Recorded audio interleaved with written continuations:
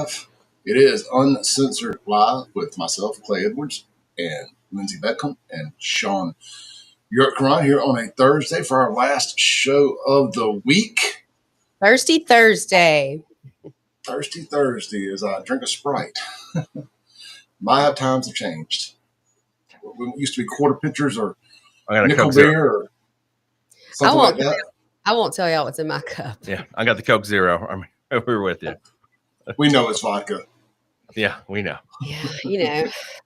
It's okay. It's some things nothing never wrong change. with it. Yeah. What kind is it? Taka?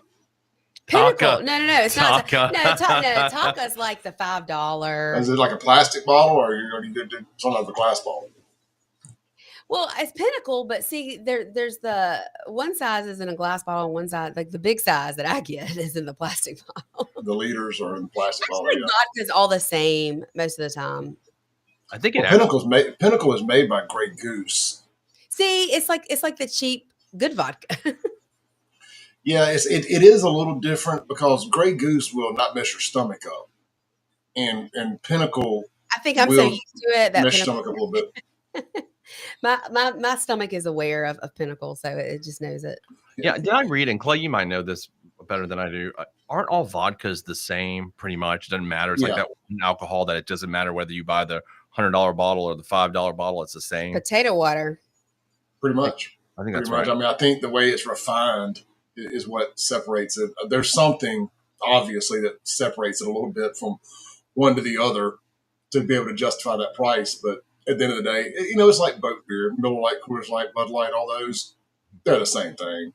Little tweak here, a little tweak there in barleys and hops. But at the end of the day, that's why when Bud Light screwed up, it was so easy for people to try another beer finally. Just kind of broke the habit of buying Bud Light.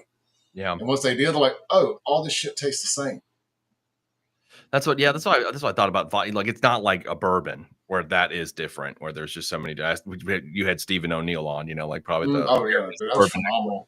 I get scared to even get around bourbon guys because I don't know enough about it. Well, I can tell a story when we stopped by Stephen's house one night, and the next thing I know, Sean is stumbling out of there because he didn't realize what Stephen gave, and Stephen said, "This is going to set you on fire." And listen. Well, I mean, challenge accepted, right? I mean, like if you're going to tell another guy, it's going to say you're like, yeah, I can handle it. I mean, you couldn't. That's the way we all are, though. We're never going to say. Okay, so real quick, I googled are all vodkas the same and what makes them different, and the AI overview is no, not all vodkas are the same.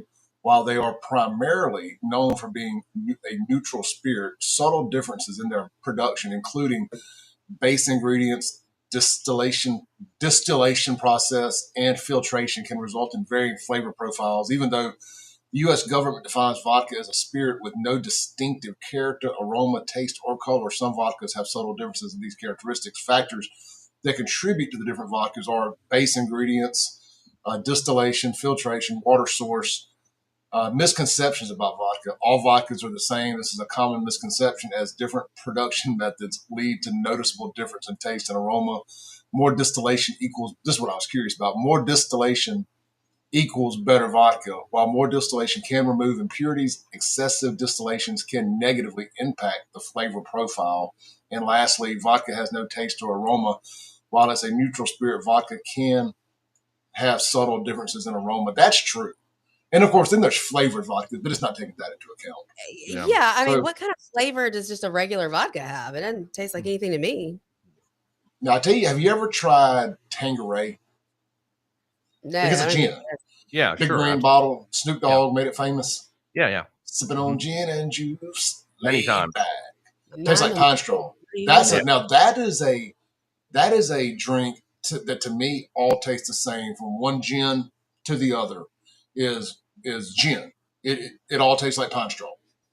That's what you drank before I came along. I used to drink a lot of gin. What's that Russian one that's so good? God, I can't remember. The clear bottle. It's oh God, what was the one that I used to drink? The really there's anyway. Oh God, now if you hadn't said it, I'd remember. And I quit drinking gin several years ago because I was like, this is knocking me out too much. Oh, whatever. It was because I was drinking vodka all the time. So then you just picked that up. Yeah, that's true. It was Beefeater is what I was thinking of. Beefeater is the bottle I was thinking of. But then there's, of course, Tanqueray is the number one in my opinion. That's the one I didn't like, though. I'd always get sick when I drank that. Really? Yeah. I'm not. Oh, the blue bottle. Is it Bombay? I think that's Bombay. What's the vodka that everybody drinks around? Tito's. Tito's is like the. Tito's used to make me sick. Yeah, it's the Bombay gin. That's the one. That's the one I was actually thinking of. I'm sorry, it's the Bombay. But there's London Dry Gin, I think, or that's a kind of gin. Mm-hmm. Yeah, that's right. I'm googling it myself, trying to remember. Yeah, Tanqueray, Beefeater, Bombay Sapphire, and Boodles. The Bombay, the Hendrix. Hendrix is the one that I used to drink. That's the one I liked. Hendrix. There's one. Are you looking at that same picture I am from 88 Bamboo? .co. No. There's one's like a big bottle on the far left of this picture at the top of the Google. It's a Roku gin. That's a badass bottle. Yeah, gin has some actually really good bottles. They're really that's one thing about gin. Gin bottles are cool. Oh, we're living in the golden age of liquor and beer packaging. I talk about this a lot on the show. Mm-hmm. I walked in. I got a favorite gas station out here in Brandon. It's actually right outside the city limits. It's on the corner of Baker Lane and 471. It's R.J. Singh's place. It used to be Fuel Time. Now it's changed names, but he still owns it. It's a Shell, and they've got a massive. It's got a Subway in there. I highly recommend y'all supporting R.J. Singh's gas stations. Good Singh family, great people. They Anyway, they've got the best craft beer selection of about any store I've ever been in. And there's like not even like their calling card. They don't have it on the sign or anything, but you go in and they got such a big store and they got so much cooler space. They got all the cool beer, craft beer cans. And dude, a lot of that beer tastes like crap to me. I do like craft beer, don't get me wrong. But a lot of it is totally in the packaging because I've gotten tricked and bamboozled into buying stuff because it looked cool. Yeah. And then get home I've committed to it, but it'll be the last time. But I do like to keep the cans. I'll end my little rant about all this with this. When I went to finance school, F&I school in Houston back in, it was November of 17. November of 16, because I was there election night because that was the first time I voted early or absentee voted or whatever. And November 7th was my sister's birthday. Oh, I fully support early voting and absentee voting. Yeah, I do too. So, but with all that said, there was a craft beer company there. It's called like something Sorority Blonde was the beer, and you can get it I got it at the Whole Foods there in that really high end district in Houston, the Woodlands, which is a really fun place. I went to one of those all you can eat steak places, the high end steak places that cook it and bring it all to your table, and the meat medallions and all that. Bringing meat after meat after meat. Yeah, it's just a fucking meat-a-palooza. That does that. It's like a Brazil or something. Yeah. Brazilian steakhouses. That's it. Yeah, they had one in Memphis. I'm sure it's shut down by now due to Democrat death culture. But there was one. There was one at the IP on the coast. Is it? Yeah, there was several years ago. I don't know if there is anymore, but there was one. Man, do you know how bad they would screw that up if we had that here? It wouldn't make it a weekend. It wouldn't make it a weekend before the no tipper showed up. Yeah, I guess it depends on where you put it, right? I mean, that's. I don't think it would matter. That would. Yeah, there's definitely not one of those around here for sure. Hey, speaking of that, Sean, it was a couple of weeks ago. I joked around. I sent you and somebody, or I tagged you. Texas Day Bristol. That's the one about the pickleball. I said, man, they were going to do. I saw there was a chain of pickleball sports bars opening. I said, that right there, guaranteed to keep the twerkers out. Oh, and I'll be damned if yesterday I didn't see where they've announced in Flowood, right at the old Antonelli College, right next to Primo's, they're putting a massive pickleball sports bar. I'm guessing they're not calling it a sports bar. It's called an entertainment complex, but still. They've already signed on as a sponsor to your show, I'm guessing, since this is the whitest place there could ever be. It's different. It is the whitest place, but I have a very large black audience. I'm joking. That was a total joke. No, but I was going to say it's a different kind of white, though, that would be into that, right? Like, that seems like it's more of a, I don't know. That's not invited to the barbecue right there. Yeah. I am the barbecue. Exactly. No, but all joking aside, I've never played pickleball, but I am kind of excited to go to it. It looks like this. The depictions I saw, it's a big, big place. I like big places. I mean, I like either really small dive bars or big, huge entertainment like Dave and Buster size places. So I'm excited to get a really big indoor place like that here. There's a new restaurant in Ridgeland that I've been seeing advertised, and it looks really cool. I want to go try this place. It's Taste. Have y'all seen that? I thought that was in Jackson. No, there's somebody opened up. You know, I was the first person here to have a restaurant called Taste when we redid 105.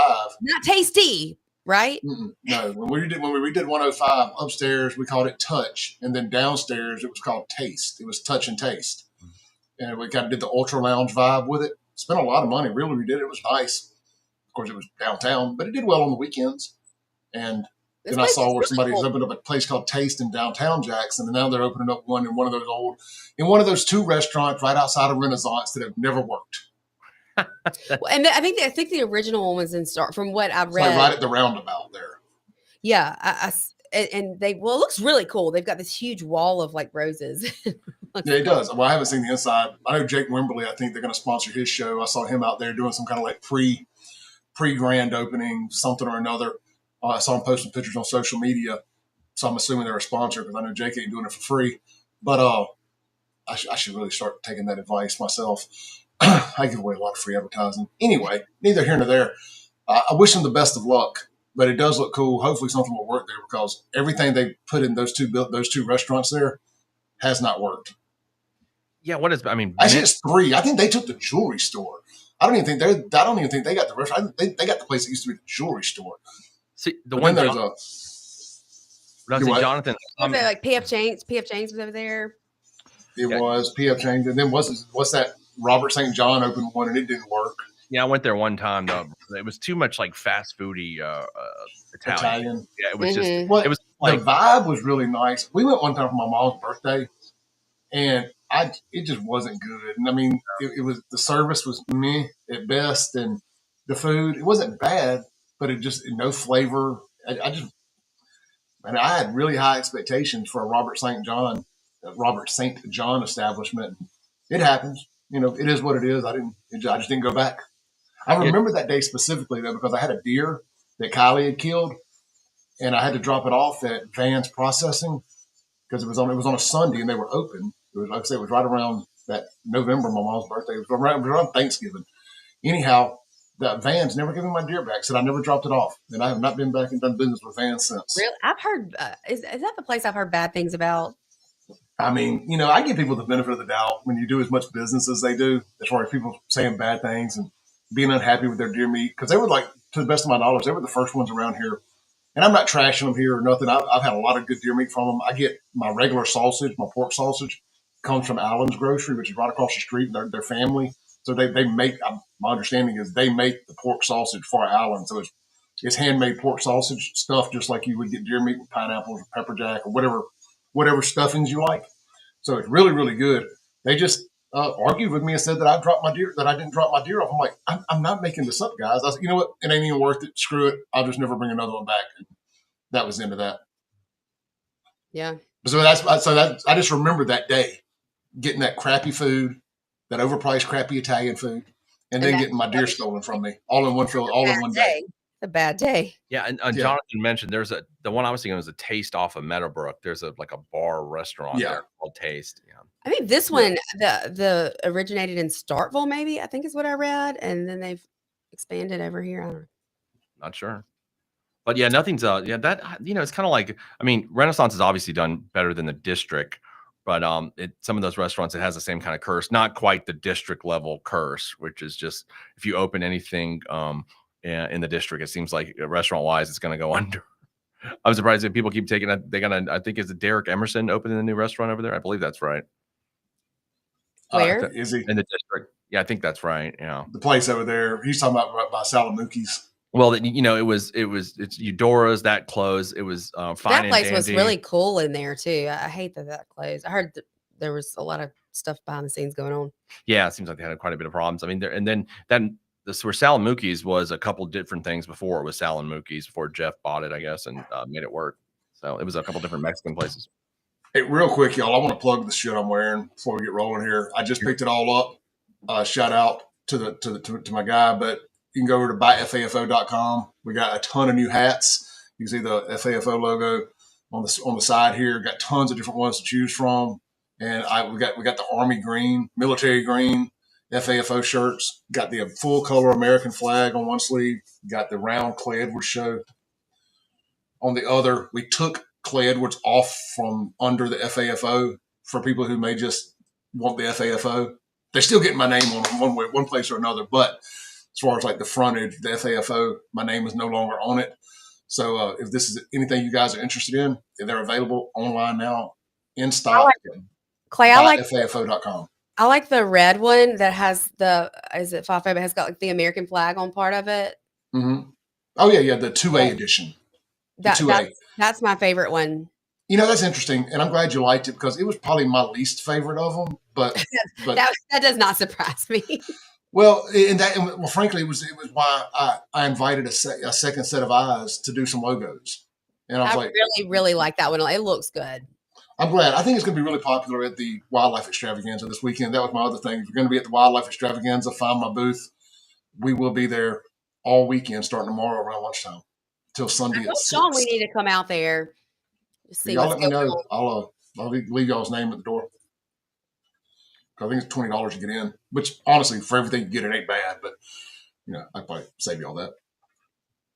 Yeah, I mean, I know it's a big event every year, and it draws in a ton of people. So they're expecting about 15, weather permitting. It's indoors, but there is some outdoor aspect to it with the fishing rodeo and stuff they're doing there, and some of the kids stuff outside.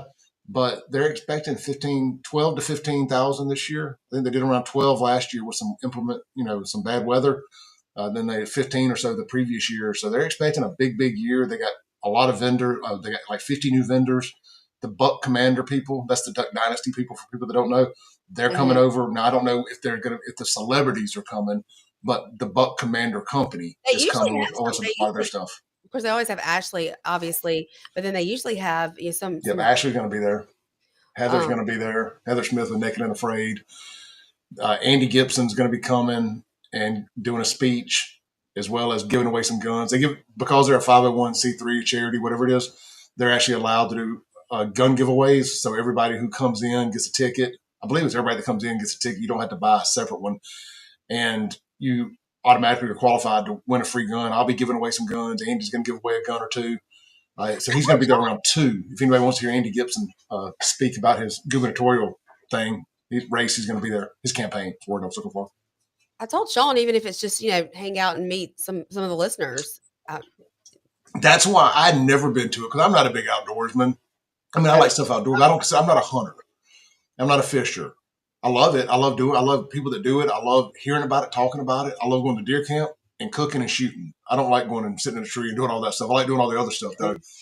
I started going a couple of years ago just because I said, hey, surely this is a WYAB Clay Edwards show audience. And I was dead on. It was absolutely a big, friendly audience. So I highly recommend from a promotional standpoint to get out there and let people see your faces and meet people. You'll be blown away at how many people recognize you. Yeah, that's what I was telling Sean. Maybe we'll come out there. Yep. So, Sean, I hadn't really been on this myself, but Lindsay, I guess you shared it to our group text, and Lindsay said the same thing, is that, dang, this story is all over the place. That's all I've seen all day. Which one are we talking about? I thought. Let's tell people what we're talking about first. There's two. The Coldplay cheating, the Coldplay concert cheating. Yeah, because the reason I'm interrupting, because there's a huge drama fight going on right now. The Wall Street Journal. Have you heard about the Wall Street Journal story that broke about an hour ago? No. You haven't? Okay. Well, so the Wall Street Journal broke a story that releasing, I guess, describing a birthday card that Donald Trump had given Jeffrey Epstein for his 50th birthday. You haven't seen that story yet? Oh, he's suing him. That's fake news. Yeah, he's responding on Truth Social right now. Like, I keep going through the several ones, and it's pretty fascinating. Even the vice president has responded too, using cuss words and everything. I mean, it's gotten quite exciting on there. So. Yeah, I wasn't sure what you were talking about, but as I was logging on, I had one of my I was watching D-Day Jeremy with D-Day Cobra on doing a stream, and the title of his stream was Trump suing Trump suing the Wall Street Journal or whatever it was, I or thought New York Times, or whichever one. Yeah, Wall Street Journal. It's a Wall Street Journal. What I thought was interesting about that, I was telling Lindsay, is you know who owns the Wall Street Journal, right? Rupert Murdoch. Mm-hmm. And so I'm wondering, are we going to see that kind of coverage on Fox News later? Because he owns both of them. He owns the Wall Street Journal and Fox News. So how does that work out in that sphere? Like, if it was the New York Times, I'd be like, okay, well, it's New York Times, but being the Wall Street Journal, and that's kind of part of the whole Murdoch empire. I thought that was an interesting place for this kind of attack to originate from. I mean, I don't really know who's had a worse day. Is it what's his name in Canton who got convicted yesterday, or is it Trump with this Wall Street Journal story, or is it this man who went to a Coldplay concert and now he's plastered all over the internet? Is it Rudy Warnock or the CEO that's plastered all over the internet, or Trump? Well, I would say the guy that's going to jail for 20 years that just slit his wrist and throat are probably having the worst day. Probably true. He's probably, so, yeah. So I did think that dynamic was interesting between Rupert and Trump, I guess, who have been, I don't know what you say, quasi allies. And apparently the president had called him several times during the day, asking them not to run this story. And then he'd come out and said that he'd asked him not to do it because he's saying it's bullshit, right? And then Rupert ran it anyway. So I guess we'll see what happens now, whether he sues them over it or what's going on. But that's where it is at this stage right now. But it's getting heated on Twitter about it, between Trump and Vance and all them. Yeah, interesting, I guess. I'm kind of meh over all of it. Yeah, I mean, the Epstein stuff is just it's got people fired up. Yeah, I mean, does it have anything to do with Epstein? Well, yeah, this is about. Well, I guess it's just about. Oh yeah, the birthday card. Sorry, right, the birthday card between them. And I did. I didn't mean the card. I just meant the whole thing. The whole thing. Yeah, the whole Epstein thing balled up into one big pile of BS. I think it's not going away. Well, I did want to look into how the Wall. I was like, my first question was, how did the Wall Street Journal obtain the card, or at least how are they saying they obtained this birthday card? And what I found, it says the Wall Street Journal reports that the item was part of a leather-bound birthday album, which was reviewed by the Justice Department and FBI officials investigating Epstein and Maxwell. The journal itself reviewed portions of this album. I have another idea of how they probably found it. Maybe it was in Ashley Biden's journal. Maybe so. I don't know.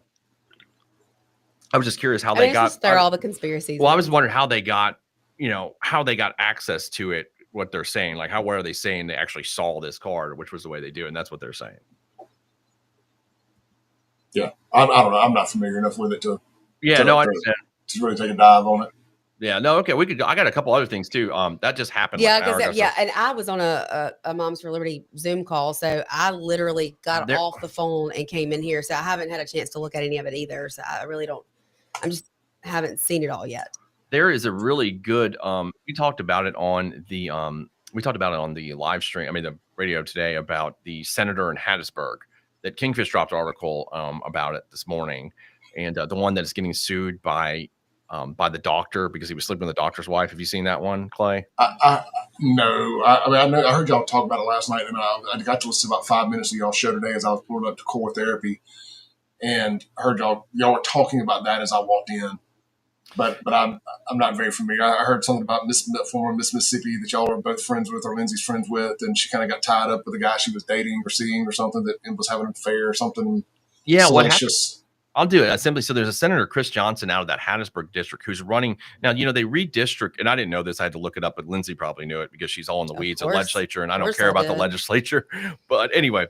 Well, you should. Everybody should. Everybody should know who their representative is and who their senator is, and everyone should care about the legislature, and everyone should talk to their representatives and the people who represent them. They should actually go and vote for those people and talk to those people about what they like and what they don't, and how they can change the things and make the world better. I like Fred. That's about it. Anyway, the Senator Johnson has got redistricted, so he's running in a special election, even though he had originally got elected through 2028. But anyway, so Senator Johnson had an affair with this woman, allegedly, who was the wife of a doctor, I guess a prominent doctor in Hattiesburg. He found out about it, and sued him, I think, in 2024. Well, he was dating a woman named Becky Pruitt, who was the former, I think she won Miss Mississippi in like 2001, somewhere around there. And she's also an assistant DA. That's an assistant DA in Hattiesburg. That's how I know who she is, through those connections, right? Incredible person, incredible attorney. Well, one of my favorite people. I love her. Well, he was dating her. And while he was dating her, he said, look, I had this affair with this married woman who's married to this doctor, and they discussed it or whatever. And I think it caused some contention in there. It was before their relationship, apparently, but it caused some contention. Well, then they broke up, and I guess he went back and started messing with the married woman again. I don't know if she was married at that time, but she was. And then, he kept talking to Becky Pruitt about it. Well, then when he got sued, the doctor subpoenaed the text messages between Becky Pruitt, the assistant DA, former Miss Mississippi, his ex-girlfriend, and Senator Johnson. In the text messages, apparently, it discusses the affair that he had with the doctor's wife. Well, he's trying to quash that subpoena, according to Kingfish's article, saying that Becky Well, it's Pruitt, not just according to that. I mean, there's the documentation of it, the file. I mean, they filed it. Right. There's well, I'll get into that. He's saying that his girlfriend was his lawyer, and so it's attorney-client privilege, even though she never represented him in any capacity. It'd be like Lindsay telling me something and then later saying, well, Sean was my attorney just because of the fact that he's a lawyer. You know what I mean? But there was never any attorney-client relationship. So she wrote a statement and filed it saying, hey, I've never practiced civil law. I never was his attorney. I was just dating the guy. And I'm glad to turn over my text messages, whatever, describing the affair. So that's been... So he basically texts his girlfriend, yeah, I was having this affair with this married woman, and he's trying to keep that from being discoverable down there, which of course is, he's worried about that for his election purposes this summer. But of course, and I read that on air. If you look, Clay, it's, my classic line, like, I love God, hate gays, love Jesus 27% more than my opponent. Well, he's got some of that, of course, on his campaign stuff, defending family values and all that stuff. So made it for a pretty funny drama, salacious scandal. So, so just typical conservative, family values, hypocrite stuff. Absolutely. Yes. Yeah, it was totally. But that extended to, other things, like I said, former Miss Mississippi, this doctor, and it's just become a big, and I guess the bigger issue, and you see people talk about this for years, and this might be better. We can go down, we don't have to know much about the facts of the case to go into this rabbit hole. There's only like 6 states that still have this tort, which is called alienation of affection. And that's where you can sue somebody for, having an affair with your wife because you're saying it alienated her or your husband, either or, that alienated that spouse's affection for you. So that's still, like, I think it's Mississippi and like 5 other states that still allow this tort. It's a civil cause of action where you can sue for this. And there's been a lot of debate, like, should we still have this kind of lawsuit where you can sue somebody for having an affair? You know what I mean? And so there's I'd like debate whether you should be able to do that or not. Hey, look, I've heard so many people mention that over the years. I'm like, you suing Buddy Lee for screwing Peggy Sue? What are you going to get? The door off is single wide? Stop. Yeah. Yeah, I think always trying to sue somebody when they ain't got nothing. I think it seems like it's actually used more strategically when it's, well, obviously wealthy people, because maybe you could get something, or politically damaging, like in this situation. Because I'm sure if the doctor, if Chris Johnson was a broke guy, he wouldn't be suing him, or like not a politically, local famous guy. I don't know about that. I think people are angry when you get cheated on. It doesn't matter if somebody has money or not. You're after blood, especially with this being someone in the political arena. You can ruin their reputation. It's not about money. Mm-hmm. I don't think it even has to be about money. I'm saying in this aspect, it's definitely to ruin his political reputation, not for money or anything. How long had him and his wife been together? I don't know exactly. I don't know how long he'd been with his wife. I think quite a while, but I'm not sure how long. Cause I'm gonna break some news here to women and they're not gonna like this, but powerful men cheat. Not all of them. The overwhelming majority. They do. And powerful men, rich men, they have options and they explore them a lot of the time. So I'm just saying, be aware of that if you get into a relationship with somebody rich and or powerful at some point in their life, that there's a good chance that they have options. And most people, not all, most, are as faithful as their options. So just throwing that out there. Well, in this aspect, it was the doctor's wife though that cheated. But I know what you're saying. I know I get what you're saying. But he's talking about like the fact that he's a senator, so he. I don't know if he was. Power. I don't know if the senator was married. I think maybe he was married at the time. I'm not exactly sure. I know. I don't know. Yeah, I'm not sure his status at the time. Of the affair. I'm sorry. I had that spun around then. So he was not married. I mean, he's not the one that was married. I got it. But actually, I think he was. He may have been. I'm actually pretty sure he was. When the affair started, I believe they were both married. Okay. Yeah. Well, it's the doctor that's suing over his wife, suing Chris Johnson, the senator, over his wife. I'm going to be honest. This is one of those things I'm trying to pretend to be interested in, but these kind of things just really don't interest me. Well, you know what's crazy is that somebody was saying something about Becky Pruitt's age, and she looks I don't even know what they said, but the one thing that I love about, I'm just going to take this moment to talk about how great Becky is, because I think it's insane that she's gotten pulled into this mess, but she was actually Miss Mississippi and was literally in Atlantic City at Miss America at 9/11. And so she had to like watch all of that take place and then continue to compete for Miss America. And I've had the utmost respect for her since I've known her. And I hate that she's actually being pulled, drugged through the mud in this mess. Well, we're also talking about it because Kingfish called me this morning and was like, "Are you going to talk about this on air?" I was like, "Okay." So I started reading about it because he's got the article. Well, this man is up for, he is in a special election, and his primary is August 5th or something like that. So it is coming up. Yeah, I mean, and you'll see it. That's going to be interesting. Does it? I'm sure down there in Hattiesburg, everybody, smaller towns, everybody's talking about it. So we'll see how that hits him. Is he running against is it a special election against a Democrat? I don't know. It's a primary. It's got to be against a Republican. It's a primary. Okay, that's how she was in a primary.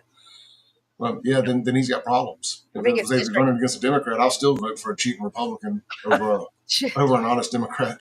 Well, he'll probably win if it's versus a Democrat. I would think it wouldn't matter. I think it's District 44. Is that right? Senate District 44.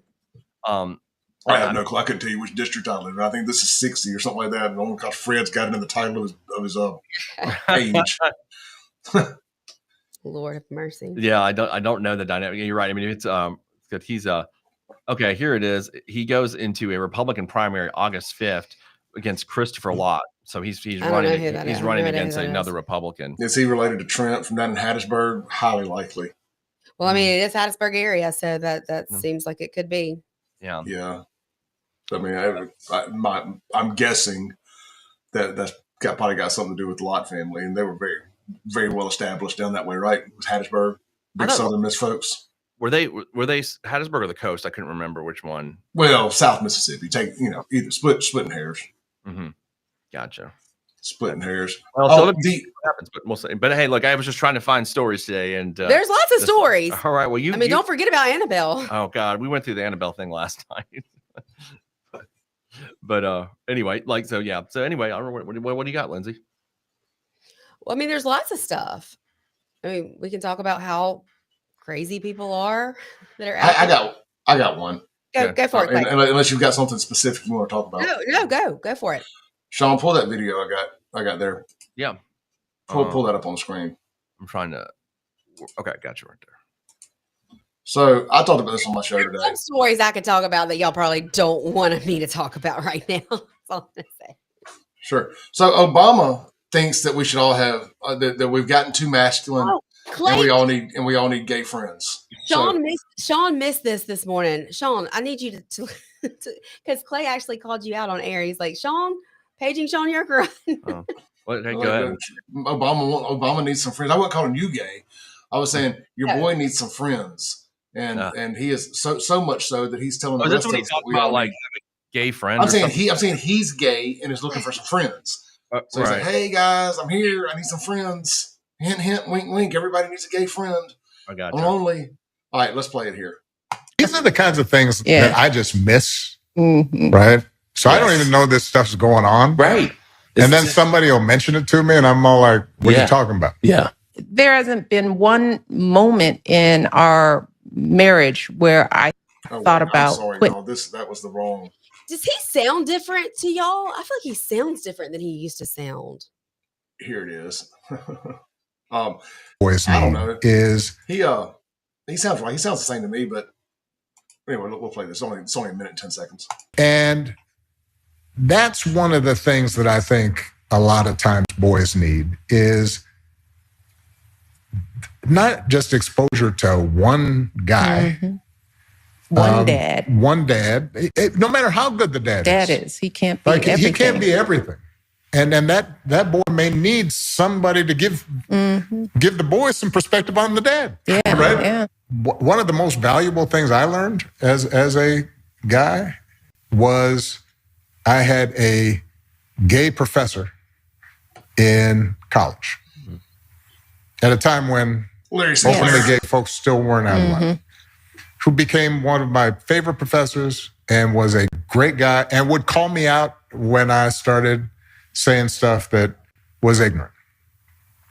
You need that to show empathy and kindness. And by the way, you need that person in your friend group so that if you then have a boy who's gay or non-binary or what have you, they have somebody that they can go, okay, I'm not alone in that. Did you say non-binary? He did. He also went on a spiel about how they're still really Democrats are still so confused about how they've lost the masculinity battle, and how any man that's not very effeminate or gay has kind of abandoned the Democrat Party, at least on a national level.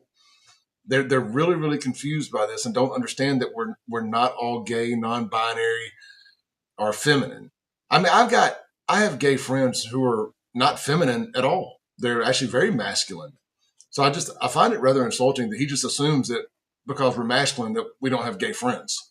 I just think this is a total different Obama than the one that was elected president, to be completely honest with you. The one that was elected president was able to get up there and speak and give the world hope and vision and made everybody excited about America. At least that's what the consensus of what it felt like at that time.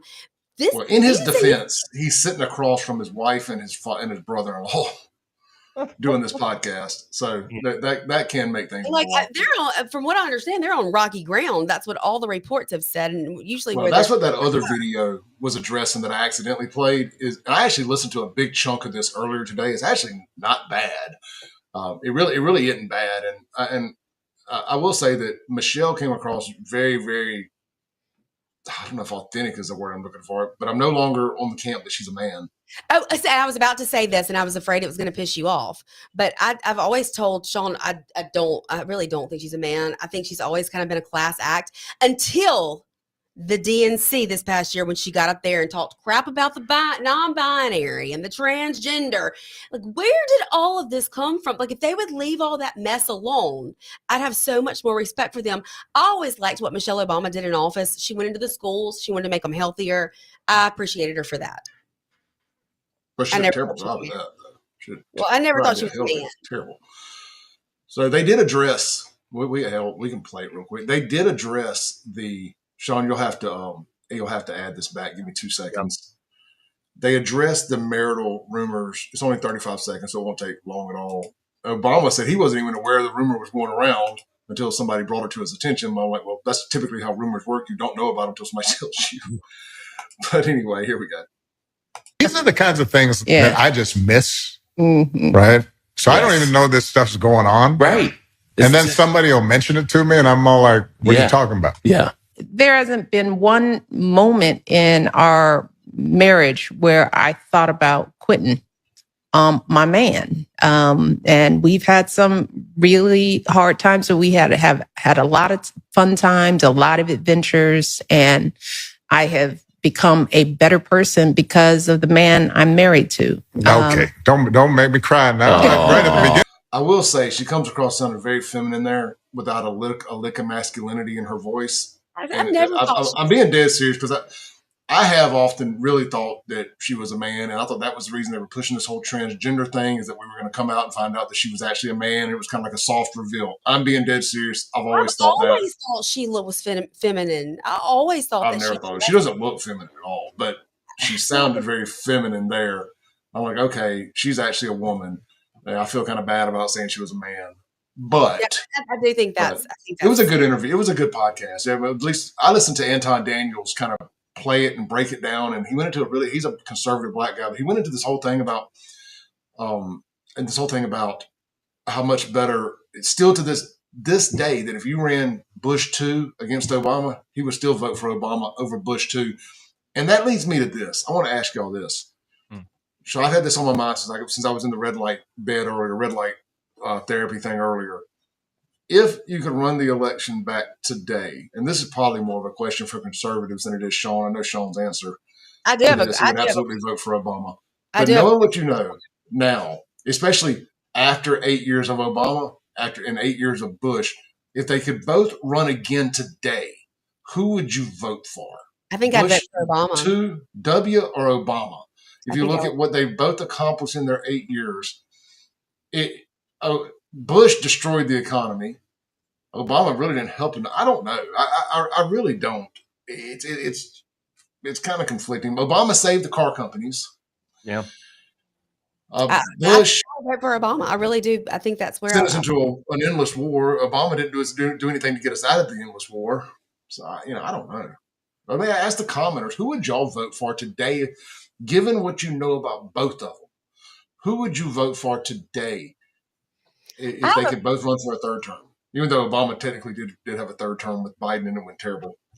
I have a question for you, Sean. When you watch that, because I know that you really love Obama. You loved Obama. He was like your favorite president. Well, he's not my favorite president, but I like him a lot. Yes. Yeah. That's true. Well, I mean, yeah. And I understand why you liked him. When you see him say those things, because I know how you feel about your dad. I've heard you talk about your dad numerous times and how he was that influence on your life and the values that he instilled in you. So when you see Obama say that, does it bother you? Not at all. Actually, I understood exactly what he was saying. Really? Yeah. I think there's, I think a lot of people don't really necessarily have that. Not first of all, people aren't all knowing. I mean, you can learn so much. I learned a lot from my dad's friends, for instance. But were they gay? No, I'm not worried about the gay thing. But that's what he was saying. I think he was also saying I think he was saying people of different thing, like life experience. I don't think he was saying just gay. He mentioned gay, but I don't think he meant just gay people. I think he meant people, just other people listen to, there was a lot of mentors I had I think most people have mentors through their lives. I can name a lot of them that kind of were, I guess, quasi father figures to me. And, were really impactful, and I'm really benefited from that relationship. I don't know. I'm sure everybody's got that kind of thing, You don't think so? I mean, Clay, what do you think? Then you have people that mentored you over the years that weren't related to you, that you would have considered that way? Sure. I mean, removing the gay part of that conversation. Yes, I've had men that have mentored me. My father's obviously a huge mentor, but I've had other men who have been very, very important in my life, and I've given them credit consistently on my show and stuff over the years.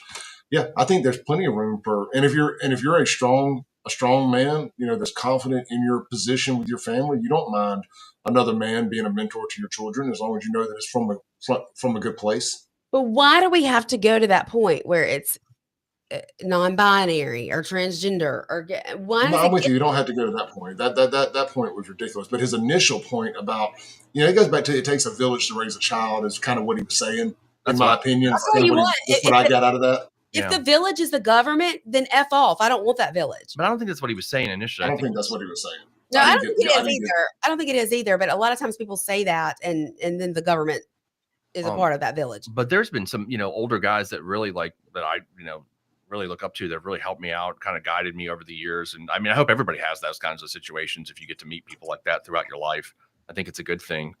Other than, I was obviously fortunate to have my father, which was, had the most impact, but I think I think meeting those people throughout yours is very important, But how do you feel like your dad would have felt if there had been a gay man or a non-binary man?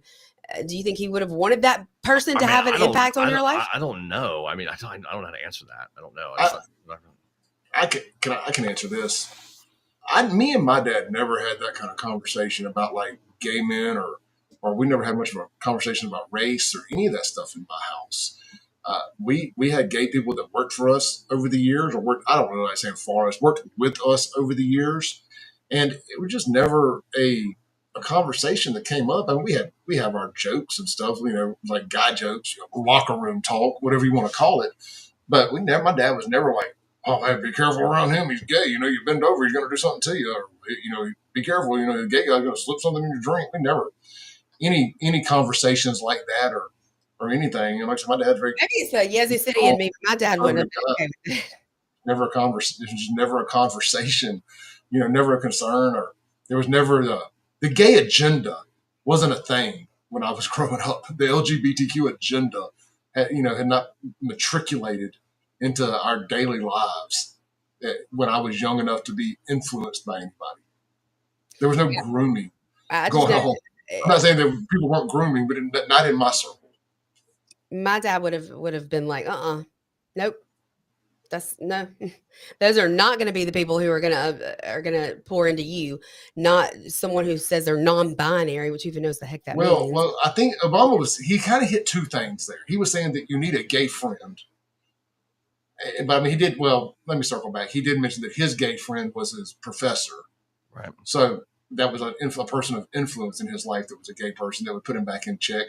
I've talked about this a lot with having, and I hate the term my black friends, but it's relevant to this conversation.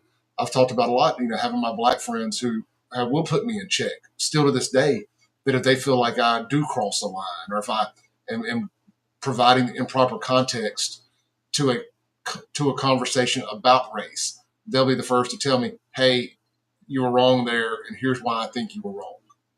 And those are very valuable friendships to me. But I will not entertain that conversation from anybody white. I will only entertain that from somebody black. So I don't know. Take that for what it's worth there. I think it's good to have a diverse friend group, obviously, but I don't think that young men should be running out seeking the guidance of, like intentionally seeking the guidance of somebody of a different sexual agenda just for the sake of it. No. Yeah. And, I've always been not so harsh on Michelle or Barack. And this, Sean, I've always talked about how good of a public speaker Barack is and how I have appreciated the things that Michelle has done. This is what throws me. This is what bothers me. When you get up at the DNC and you preach about the trans and the non-binary, and then you want to make a comment like this, like you need a gay. I mean, why should it matter? This is the woke agenda. I will say, I mean, I agree with what you're saying to an extent. And what I mean by that is this: I don't think you should seek out anybody because of whatever their status is, gay, black, Asian, whatever. I think, friendships should be more organic than that. You shouldn't be like, hey, look, Mr. Black guy, I'm trying to have a black friend. So nice to meet you. The token. Yeah. Or like, hey, gay guy, like, I don't think you should, I've got a really diverse group of friends, and, different races, ethnicities that we've been best friends since high school, but that just happened organically. We just met and all of us became friends since we were 16. And that's just the way that went. I don't think you should intentionally recruit, but I think, it's also good to not, I think as we do. I mean, I was talking to, a couple of black friends of mine about this the other day. You naturally are going to veer off to people that are your same race or even, ethnicity. That happens. White people group up, black people group up. It's not just, one race that does that, because people just feel more comfortable initially. But so, I mean, I guess it's good to break away from that, but I don't think you should just intentionally try to pick, for the purposes of picking a person from a different group. I think if you do meet somebody from another group and become good friends, that's a great thing, because it opens you up to a lot of new perspectives that you may not have thought about. Oh, well, maybe if you meet somebody from that kind of group, you should try to get them some help for their mental illness because they think there's something they're not. Yeah, I don't know. I'm just saying that I think, I think it's great if you do know people from a diverse background. That's what I'm saying, but not that you should force yourself to do it either. I guess that's my point. Yeah. And I do want to say, go ahead, Clay. No. I was just saying, I kind of agree. I don't agree with Obama. So I don't agree that you should be seeking out people to be your friend just because they're gay, or people to be your mentor just because they're gay. I think that, that's something that needs to naturally matriculate. And like any friendship, it shouldn't be forced. You shouldn't seek that out. I think that you should just put yourself in situations, and if you enjoy somebody's mentorship, their sex should be damned. They should, I don't think somebody being gay should define them as a more rounded out person or a better mentor, no more than I think just because somebody's straight, they're a more rounded out or better mentor. There's plenty of mentally deranged straight people out there as well. Yeah. So I don't, to me, again, I think we talked about this last night, or maybe I talked about it today. I don't care who you sleep with. or what your sexual preferences are, as long as they stay in your bedroom. I don't want to, look, it's one thing to locker room talk and joke around about sex stuff, or your gay buddy or your straight buddy that you call him gay, making just guy jokes. That's one thing. But I truly do not care what your fetishes are, what you like, or who you like, or what type of person you like to do in your bedroom. Just keep it there. I don't care. I don't know. Don't leave it there. You said something today about, and I knew exactly who you were talking about, and I think he's a great person too, but you said, your daughter has a really good friend and he's a friend of yours, and you feel safe, your daughter's safe when she's with him and he's gay. Well, I have my daughter, my 16-year-old also has a really good friend who's a gay guy. And I agree. I have that same stance. Like, I know that I can trust him. He will, talk to me about anything. I love him to death. One of my favorite. And I didn't mean that in the, I don't have to worry about him trying to sleep with her way either. No, I know she's 23 years old. But I meant that, like, he will protect her in a public. He's not going to let anything happen to her. I knew exactly what you meant. Absolutely. Okay. I completely get that. And I feel the same way. I also think, though, that that's a different. I think when we get into all this trans and non-binary stuff, I don't want that crap around my kids. Right. And I think these are two different things. Yeah. There's gay, and then there's the LGBTQ agenda. And I don't want the agenda or people who were socially, what's it called, a social contagion? People who became what they are because of a social contagion. We've all got those gay friends in our life, all of us. Yeah. I don't care who you are. You do have those gay friends in your life or family members that they've been gay since they came out the sack. They didn't know it, but I firmly believe that some people are just born that way. Now you can be groomed into being straight, but I think some people will disagree with me on this. I firmly believe there's a gay gene, and the vaccines. Well, I don't know about that, but maybe. You could convince me of it, I promise. But I firmly believe there's a gay gene. And because we all know those people who are those guys that are just super duper feminine. They were raised by the man in the house, the whole 9 yards, and they've been gay since they were old enough to talk. And that's okay. But we all know those type out there. And I have no problem with those people, man. And I don't like that they get lumped in with this LGBTQ agenda stuff. And then to me, that's a whole different thing than somebody trans or non-binary or all this other crap. There's gay and there's straight. And those are two things I will accept. All the other shit, I will not accept. Yeah, I agree. That's where I'm at. And that's why I always, I don't like having to put qualifiers on things, but I really, really, really don't like being called homophobic because I am not homophobic. I firmly am not homophobic. I'm not gay either, but I fully support my gay friends and people that I know, my family members who are gay or whatever. I don't care. But it's the agenda, it's the social contagion crap that I have a problem with. Yeah, I agree. And that's my stance on it. And I see like I don't know, pro debate says, but look, trust me, I'm not done talking about Epstein. That is not going to stop. I promise you, it's not going to go away. And I believe that Trump should be held accountable. And so I want you to see you in the comments, and I want you to know that I fully stand behind someone getting in there and forcing him to do the right thing and release the files. Well, I want to say this too. It's not healthy to only want to talk about one thing. I appreciate pro debates being very active, but it's not healthy to only want to talk about this one thing. I'm not going to only talk about one thing. We can also talk about it, but I'll just not be a part of the show if that's all we're going to talk about.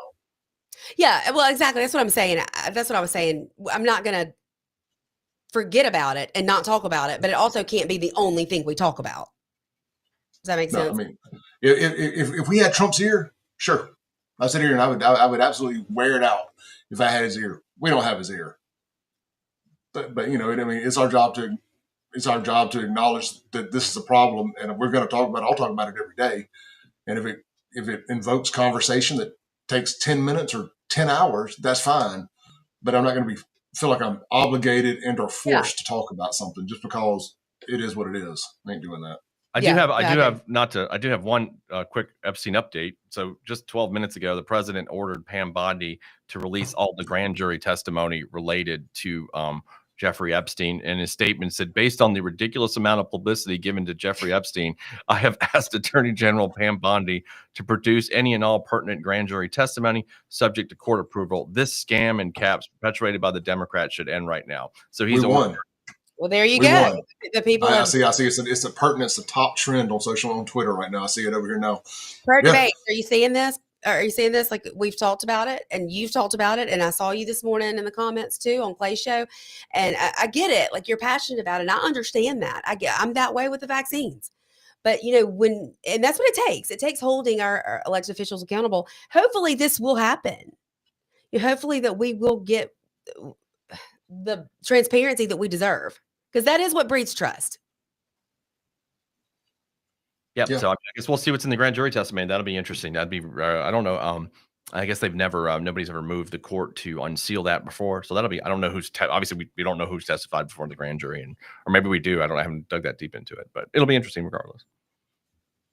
So Corinthian says, I'm going to pull a Lindsay here. Corinthian says, you're right, Clay. Because I believe, because I believe there's a Ho gene there too. No doubt about that. He also says, besides Candace Owens, got that on lock. More than enough platforms talking about this. I agree. And so I got a text message on the Guns of Your text line from a listener today. It goes by the name Mansplain. And he really, I won't say who he didn't like at the station. I'll just say this. He really appreciates he really appreciates the shows that keep it as local as possible. And I'll say this all the time. I know that when we're discussing national stuff, that I'm not the best guy out there at all. But I do know when we're discussing local, I got a puncher's chance at being considered the best in the market at local talk, as do y'all. So I would much rather stick with what I'm really good at, and that is talking as much local as possible. There are way too many big dogs out there that do national really, really well, and you can get that from a gazillion places. I would rather you get good national, not just me giving you a watered down opinion on national that I'm probably hearing from somewhere else. I mean, and I have my own opinions. I'm not necessarily saying I'm influenced by other people, but I think we all really are influenced by kind of what we hear, because I like to listen to different opinions. And I can hear something from somebody on the left and be like, that makes sense. I can hear something from 3 different people on the right and think they're wrong, or pick something apart from all 3 that I like and then form my opinion. But I really do try to keep it as local as possible. And when I get texts like that, it reminds me to not get too knee deep sitting here every night discussing national stuff from the beginning of the podcast to the end of it. Well, I think that's what we kind of decided when we all 3 decided to do this, that we were going to make this a local. Yeah, I think last night was completely everything local. The whole entire show was local news. And sometimes, it's hard to, because just like I had to pull that senator story, because there wasn't really anything we'd already discussed Rudy Warnock. Everybody knows what happened with him. Mm-hmm. There wasn't a lot of stuff, and y'all listen out there. That's another thing. Like, trust us, we're constantly up checking the news updates to see if there's anything local, but it's hard sometimes because sometimes the local stories are just so bad that there's not really anything interesting. It's not even that. I'm sure it is that. I'm sure we could find enough local stuff to talk about. It is the fact when there is a shit show going on nationally, it's hard to not recognize it. Some stories are too big to ignore. Right. Yeah. Agree. And this Epstein thing is too big to ignore. Like GM was too big to fail. So I'm not going to stick my head in the sand just because I want us to keep it local either. Yeah, no, I mean, but also what I meant about the I was trying to finish. The thing about local stories is, we could sit here and read like, I'm using a different city as an example. Like, there's a new panda at the zoo, or, these just, some of them are stupid and there's not going to be much of a discussion about the issue. You know what I mean? There's just not, some local stories or most local stories are like that. And I mean, so you're really stuck with crime and maybe a couple local happenings. So it's hard to get the really, pull the time out of everything local. So it's not as easy as everybody, might think. Yeah. I mean, that's why people get mad at me, especially the real pro Jackson, or the people who think I'm just picking on black people, this, that, and the other. Guys, I'm just talking about what's in the news. You know, I've often said I can't help who commits the crimes. I talk about my news my show at the end of the day primarily is a news reaction show.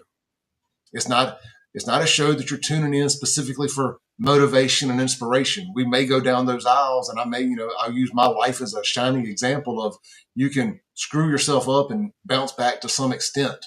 And if anybody can take motivation from that, great. You know, I can talk about that all day. I enjoy that kind of content. That's probably the kind of content I consume the most of is self-improvement content, self-improvement YouTube. But I understand that that's really not what people are tuning into the Clay Edwards Show on WYAB or online. If we could sprinkle a little bit of that in there, great. But my show is a news reaction show.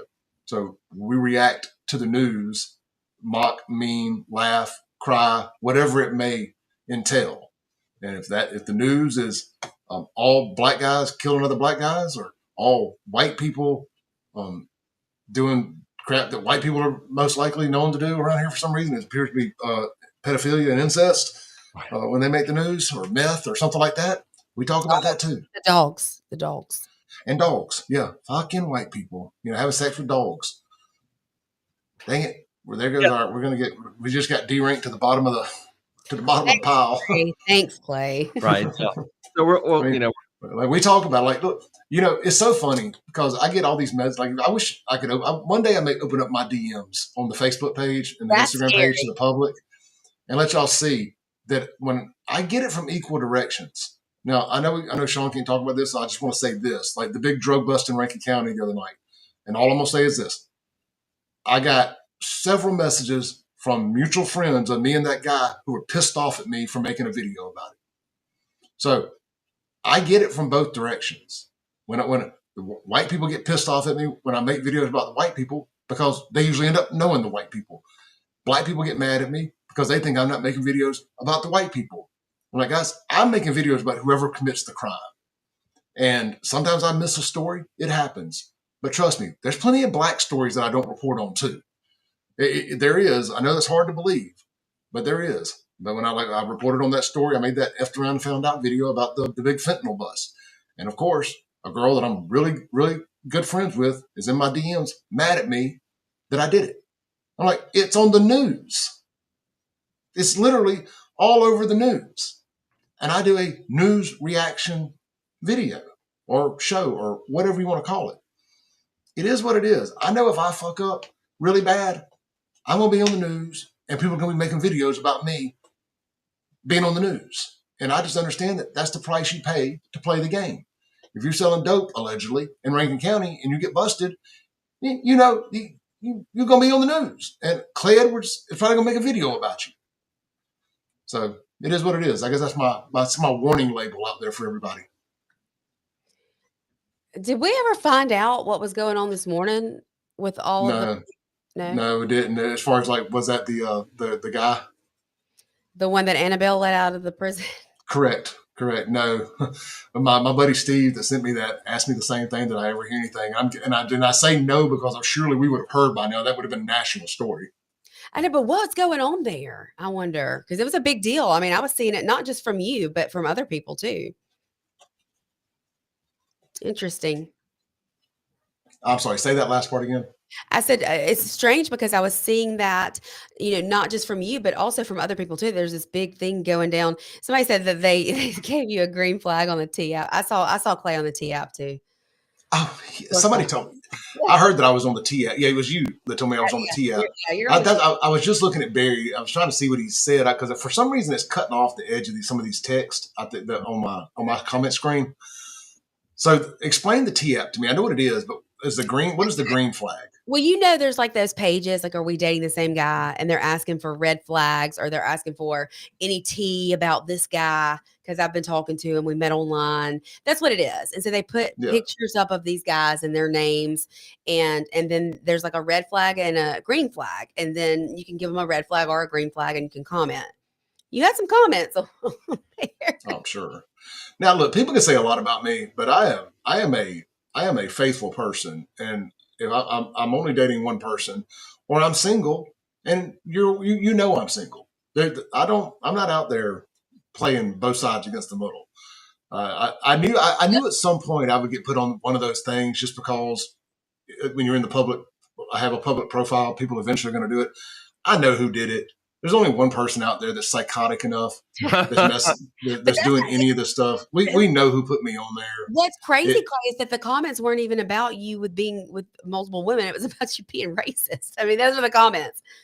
Yeah. I would love to know. The racism thing is so nauseating.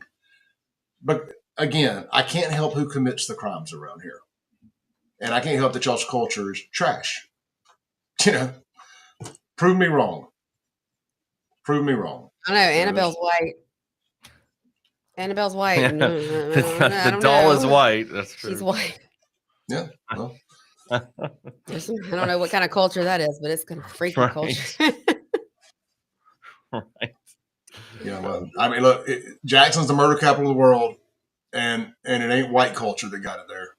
So I'll say that again, there's a big difference being a racist and being a realist, and people just don't like it when you speak facts. And for some reason, if you criticize the black race and you're not black, that means you're a racist. Like, and I just refuse. I will never ever buy into that. I will never buy into that. I don't think if somebody black criticizes the white people for doing dumb shit that they're racist. So I don't know why the rules would be any different the other way around. I have a question for both of you, and I want to see what your response is to this. How much of that Jackson crime that's black on black or black on white, whatever, do you think is gang related? Do you think that's the majority of it?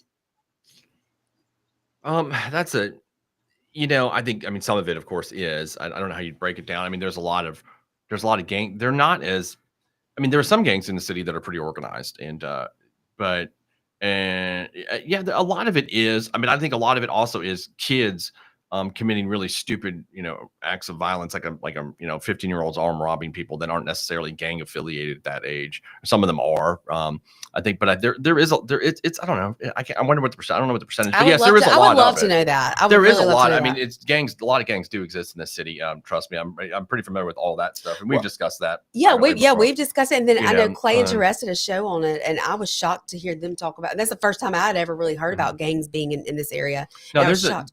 I don't know how you'd break down like how much of the crime is versus just people that are unaffiliated with gangs. I don't know what the percentages would be. I'm sure law enforcement have that. It'd probably be hard for them because everybody that they catch is not going to tell them they're affiliated with a gang. You know what I mean? Like, they're not going to say it. Some will, a lot won't. It's hard. But there is, to answer your question, there's a lot of gang violence and gang crime in the city. Clay, how much of it do you think is gang related? Define gang. Well, I guess I don't really know. The gangs are like what I know. Some of the names, big gangs. The gang stuff has changed. Like, I don't look at it like people hear gang and they think Bloods versus Crips, and that's not what it is anymore. It's set versus set. Like, one half of a neighborhood versus the other half of a neighborhood. It's kind of like what a civil war would be like if one popped off today. It wouldn't be North versus South. It would be neighbor versus neighbor.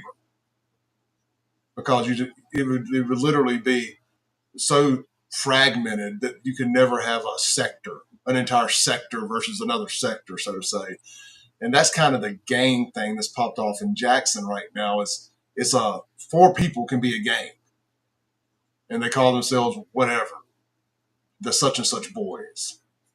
So if we're using that as gang, and I think that's a lazy way of describing it, because I don't think it's gang violence. I think they're just calling that it's this crew versus this crew. It's just extreme culture rot violence.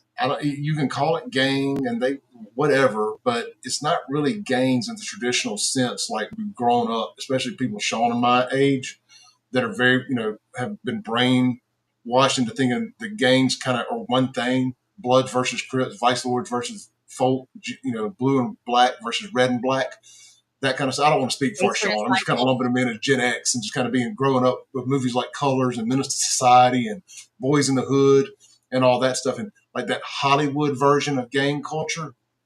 And what's going on in Jackson now isn't that.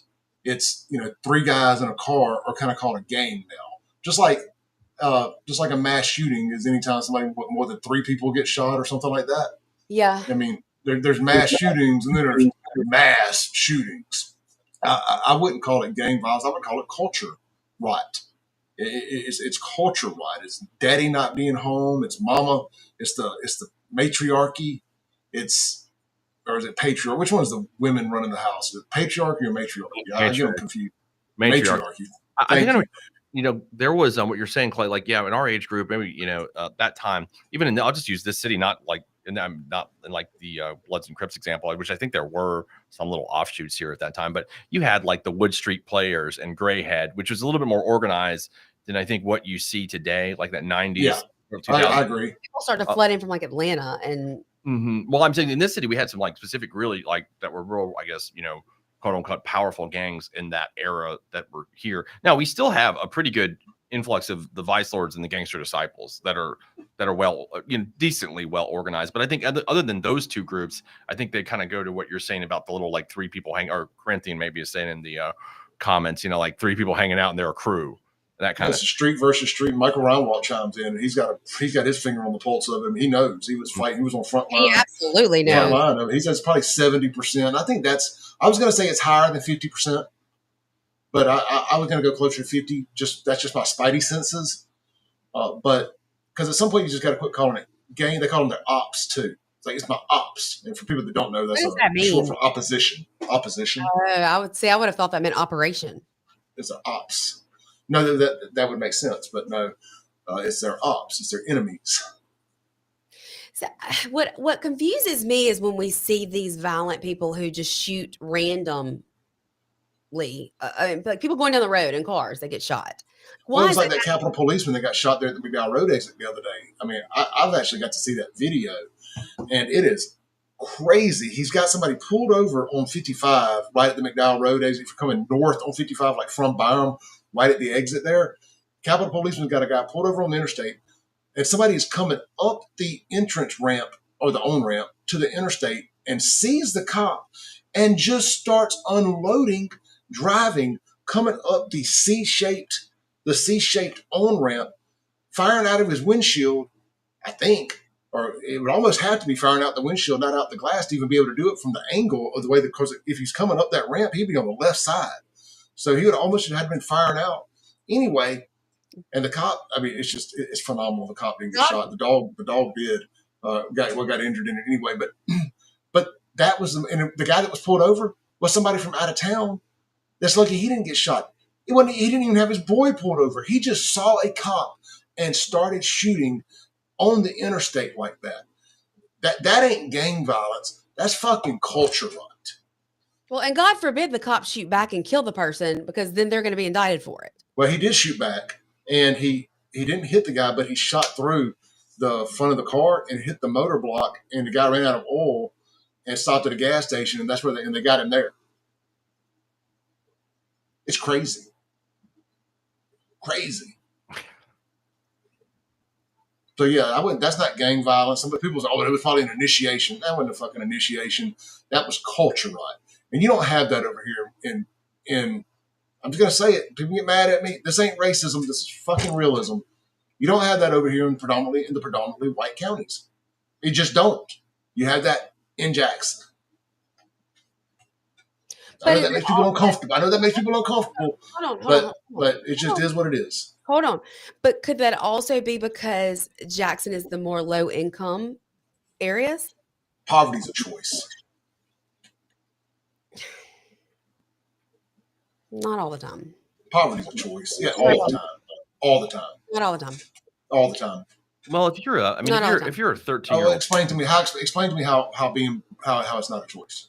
Well, I would say this. I mean, if you're a 13 or 14-year-old and you're where you're living in poverty, there's not much you can do about it at that age. I mean, I think you're kind of just subjected by your birth at that point. And there's a lot of that age group committing crime, 13 to 16, that that they don't have really a choice yet at that point. I mean, when they get older, they will, but not yet. So I think they're subjected to it at that point for sure. Well, and that's culture, right?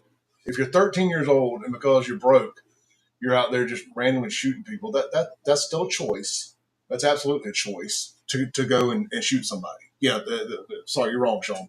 It is a choice. No, it's not a choice. Poverty impacting you is not your choice at 13. That's just the circumstances of your birth. If you're 13 years old, some people get dealt a bad hand. That's just a fact. I mean, if you're 13, it's a choice for them to go rob people at 13. That's correct.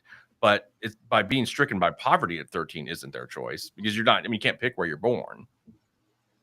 Yeah, we're gonna disagree on this one.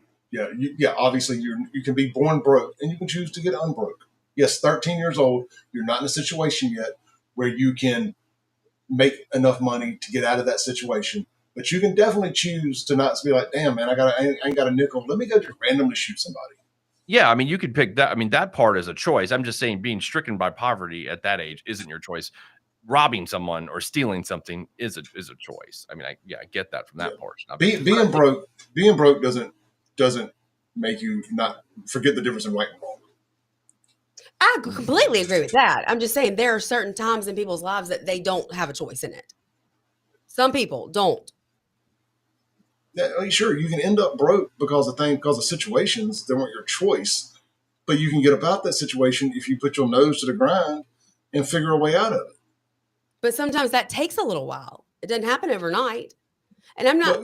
Well, my point is, it doesn't mean that you have to go and commit a crime. That's what I'm saying. You still know right from wrong. But yeah, you're making my point for me. Thank you. That's what I'm saying. You know right from wrong, and you can choose to write your ass about that situation. It may take a little while. Yes, I admit it ain't like flipping a switch. It never is. It took me a long time to get out of Jackson. But when I was in Jackson, I wasn't out there robbing, stealing, and killing. When I was broke living at my parents' house, I mean, it is what it is. You can make a choice and figure out something and go get yourself out of that situation at some point. We agree on that. Yeah, I completely agree with you on that. Okay, completely. so I'm just poverty is a choice at some point. At some point, it's a choice. You made a conscious decision that you want to stay on the porch and be broke. Yeah, I mean, if you're 20 years old and stay on the porch, then I agree with you. I mean, like I said, it differ, but you're 13 now. Yeah, but there's also different situations where some people didn't get a chance in it. They did everything My right. point is about adults. I'm talking about adults. Yeah, I mean, there are adults that are handed circumstances that suck. And it takes a while to figure it out. That doesn't mean they have to go commit crimes. Yeah, but they can choose to get about that situation or do the things that it takes to get out the situation. You can go get a job. You can live below your means. You can do a lot of things to get yourself out of a bad situation. My whole point was some people didn't choose poverty, but it happened anyway. Yes, and getting out of it is a choice. Yeah, it is. It just sometimes takes a while. Okay. It's not like something that you can just like snap your fingers and like, okay, I've been dealt this set of circumstances and now I can just get out of it. So I mean, let's just put this out there. So I'm assuming that the point you're making is you're probably from a woman's perspective. You're with a man, something happens, he passes away, whatever. You're stuck in a bad situation, several kids. You don't have the means to provide, and you're in a bit of a poverty situation. You're having to be dependent on whatever it is you may have to be dependent on, and you're looking at it from a different perspective than I am. I'm looking at it from the perspective of a grown-ass man or woman that has chosen to be lazy and not get a job and not do the right things and not keep her legs closed or not keep his dick in his pants and do the right thing, not stay high, not stay drunk, all of these things. There's a lot you can do to choose to not be in poverty and to not fall victim to the circumstances from being in poverty and being around people with low morals and everything else. You can choose to not fall victim to that. I know too many good people who have come from dirt, who have come about the mud, as they say, for me to believe that poverty isn't a choice beyond us after a certain point. Yeah, I mean, I think if you're talking about the general population, but I think Lindsay's correct in terms of like circumstantial. I'll give you another circumstance, like the homeless veteran problem that we have. Okay, I think that's circumstantial too. I mean, I don't think you can blame a lot of those guys are suffering from PTSD and dealing with other issues that aren't like the general public. I think that you're talking about a normal, healthy person that just chooses not to get a job. My point is what you're saying. We agree. I'm not going to sit here and nitpick it to death. We agree. I'm talking about people who have the ability to not be broke out committing crimes. You know, we rarely ever hear about a homeless veteran out killing people in gang violence. No, I think that's the difference between the points we're making. I think we're on the same page. But I think we all understand, even if there are people who get in these they're dealt a bad hand and they are in bad circumstances, it doesn't mean they have to stay there forever, and it doesn't mean they have to go commit crimes. Yeah, I don't think there's an excuse, for being broke doesn't mean you have to be morally bankrupt. Right? Yeah. No, I mean, exactly, I just think I do. My only dispute is just I think there's different reasons for poverty than laziness. Sometimes, there's just different. That's true. If it's circumstantial for a lot of people for different reasons. Yeah, there's definitely at least for a time. Yeah, there's definitely the dumbasses just sit at the porch, and that's probably the majority that are in that position. But there is, it's circumstantial for a lot of reasons for different people. I think. Yeah. No one's born a loser. We're all choosers. What? So no one's born a loser. We're all choosers. Tiffany says there are teenagers out there that come up with their own businesses and find jobs they can do. Yeah, go wash some cars, cut some grass. Don't sell dope. There are things you can do. I get it, man. A lot of us are products of our environment. It is tough. It's easy for me to sit here at 48 years old almost and doing what I do and speak like it's some easy thing to do to get up out of it. But at the end of the day, y'all have choices to make. Some people make good ones. Some people make bad ones. Okay, here's my ones. To that point, when you are a mom with newborn twins, one who needs open heart surgery, you can't go get a job and cut grass. It's not an option. Well, there are times when it's not your choice and you're in a situation that sucks. It doesn't mean you have to go commit crimes. Yeah, well, that's obviously not who I'm talking about. Yeah, I think we're all agreeing that there is circumstances, right, that can cause poverty that are beyond your control. I think that we agree on that. And you're cherry picking these random whataboutisms that aren't part of what I'm talking about. Well, because I think that you can't just put everything in one category. And I'm not. But this conversation started on, did we believe that the crime in Jackson was due to gang violence? And then you asked, well, what about the poverty aspect? And I said, if we're talking about the crime, the poverty aspect isn't a good excuse for me. Do people who have been dealt a bad hand, can people who dealt a bad hand end up in poverty? These are two different. One's a socioeconomic conversation, and one is a moral bankrupt conversation. These are two different conversations that we're trying to blend into one for the sake of arguing, and I don't want to do that. Yeah. Well, then that's it. Then I guess to your initial question, why has that caused? I'm going to try to phrase this correctly. Why has that caused certain groups to commit crime? Like that's their first option, is just to go out there on crime waves like we've seen. That's an interesting, I don't know what I guess you would say the catalyst for that. You know what I mean? Like where that's taught, like, hey, let's go robbing, let's go drug dealing, let's go do these things. Like where does that point start from? And I mean, it's got to start from somewhere. It's got to start from somewhere. Like that's just created a culture, or wherever you want to put it, that is fostered and acceptable. Well, let's just assume that we're talking about like 18, 19-year-olds here, the people who are committing the majority of the crime in Jackson. So assuming we're talking about that group, right? That group, I believe, is highly, highly, and I know this is the old boomer answer here, but I think there's a lot of truth to this. And this goes back to why people call me a racist and stuff. I think a lot of it has to do with the fatherless epidemic and rap music. I think that way in urban Black culture, let me be very clear here, because there's a difference in this modern urban Black Democrat death culture. Rap music is treated like the Bible. It is treated like the Holy Grail, and people are sucked up into hip hop culture. And I just mean this filthy, nasty rap culture that we're currently in, the sexy red rap culture, the NBA young boy rap culture. That's all about murder, death, kill, sex, drugs, and violence more than it's ever been. And I think that without good parents at home to help steer kids going in the right direction, and that the dope boys and the rappers are becoming their father figures, so to say, their influence, the people in their lives. Yeah, I think that that's got a lot to do with why it's happening to a certain age group and a certain demographic. They're heavily influenced by the music that's telling them to go do all these things, or not telling them to go do it, but promoting this.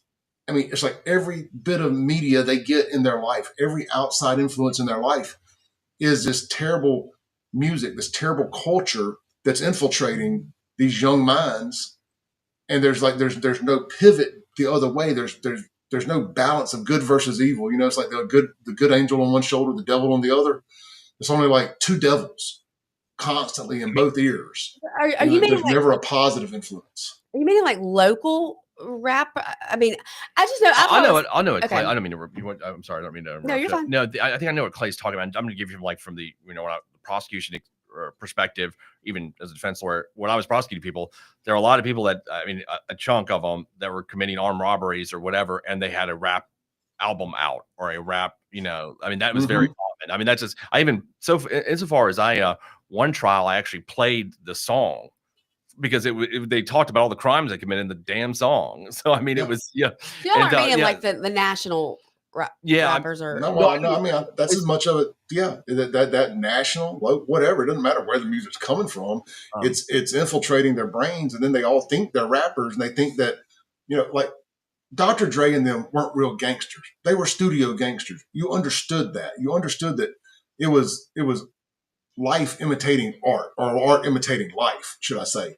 And now it's life imitating art. Now they feel like if they talk about killing people and drug dealing, they have to back it up. And it ain't that they feel like that. Like the internet, the culture makes them actually have these things on their resume, or they'll pull their card, so to say.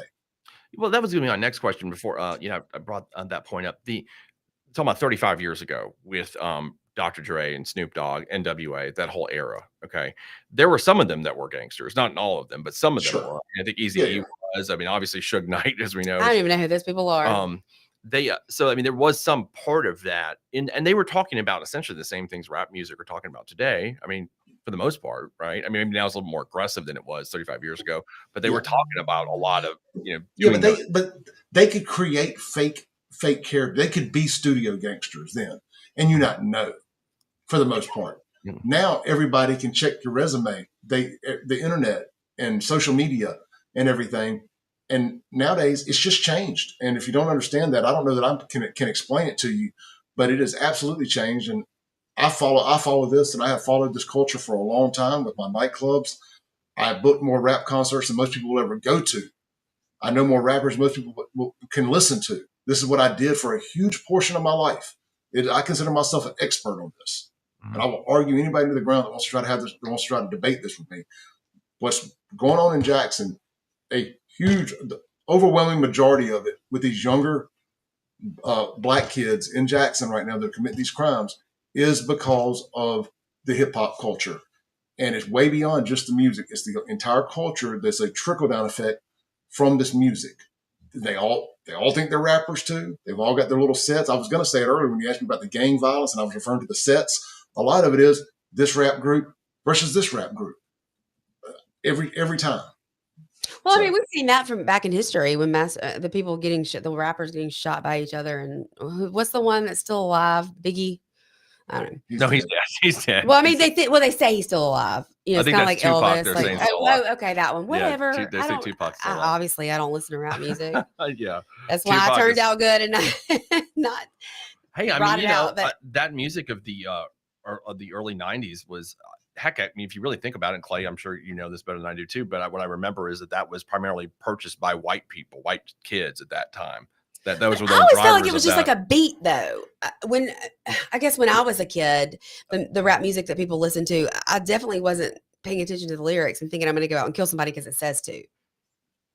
No, what I'm saying is I think the music was bought primarily by white kids at the early '90s. I think I've read that before. That was one of the drivers of that market at that time. I think that's right. I don't know. You probably know better than I do about it, but I mean, that's what I thought I remember. Yeah. I mean, this is going to be one of the things that people get upset with me about. But clearly, one group had a better foundation around them, to know better than to go out and start killing folks because they heard it on the CD. Now, white people here worship the devil and make human sacrifices and death music, and they will go. They go do that, the Swedish black death metal stuff. So I'm not saying that our side doesn't do the same equally dumb shit, but just not so much in the same mass.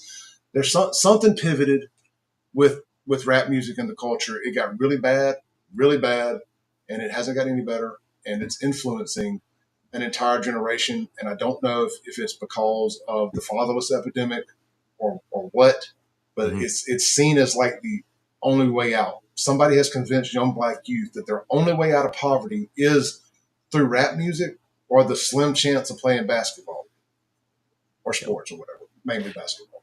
To that one point, and it's sad. Sorry. I'm just saying it's sad. I wish it wasn't like that.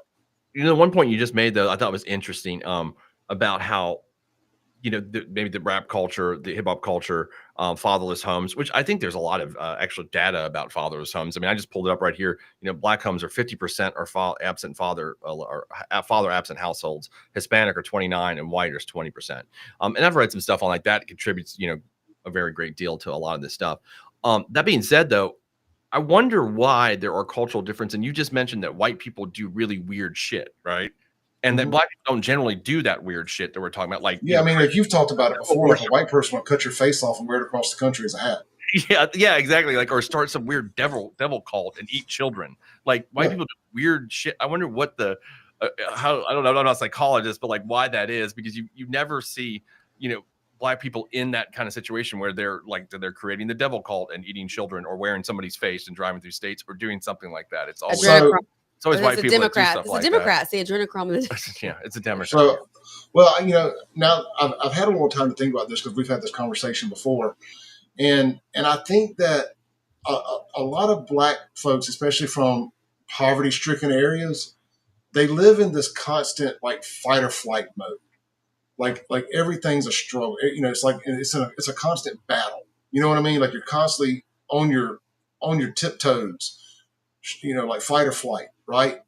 And I think white people, from less poverty-stricken areas are probably looking for an adrenaline rush of some sort. They're looking for some excitement in their life, whatever it is, some direction. Where I think like people, the black community, why you don't see them jumping out of fucking airplanes and doing a bunch of crazy stuff like that. They don't do that. They're dodging bullets and doing crazy stuff like that in their everyday life, right? In a lot of these places. And I'll acknowledge that. I mean, they've got in these high poverty areas that are crime stricken, that is an extreme sport in and of itself, just living in those areas and dealing with all of that every day. It's just high impact areas, right? Where you live out here in Brandon or Madison or wherever else, and you decide to fall off the deep end and join a cult. It's just a different deal. We've all got our things, I guess. That was my next question, actually, was like, how many, you never hear about a black guy starting a cult. It's always a white thing, like starting the cult. Because they have it's gang. They start gangs. They start gangs. White people start cults. And I don't know. Do you remember that when Marilyn Manson was coming to Jackson and all those people tried to, I think my mama was one of those people. We ended up we had to use our tickets to go to see him on the coast because they canceled the Jackson show. And I remember my church was celebrating. But I mean, I'd say it's cults are definitely certainly a white. Let's cancel the music. The original cancel culture, Southern Christians. All I can remember about that was the beautiful people. And it was the video game. The video games are bad too. Is another one that people say. Video games. It's always got to be something else's fault, but it does. A lot of times it does. I can't be a hypocrite here.